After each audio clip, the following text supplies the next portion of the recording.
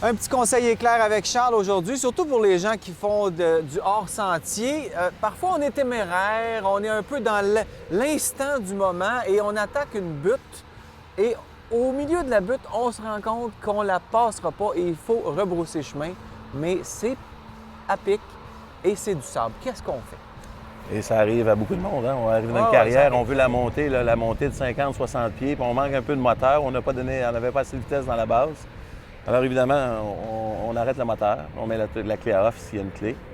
Et là, on bascule la moto de gauche à droite. Et par la suite, une fois qu'elle est dégagée un peu de sa prise de sable, on tourne le guidon de gauche à droite. Et tranquillement, pas vite, on se déplace. Donc ça va nous faire vraiment tourner. Ça nous fait faire un 180 jusqu'à temps qu'on se sent confortable de relancer la moto pour y redescendre.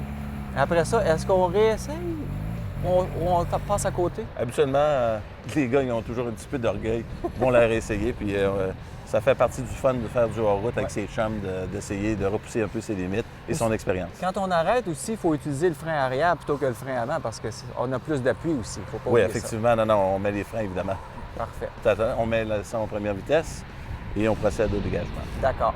Merci, Charles. Essayez ça.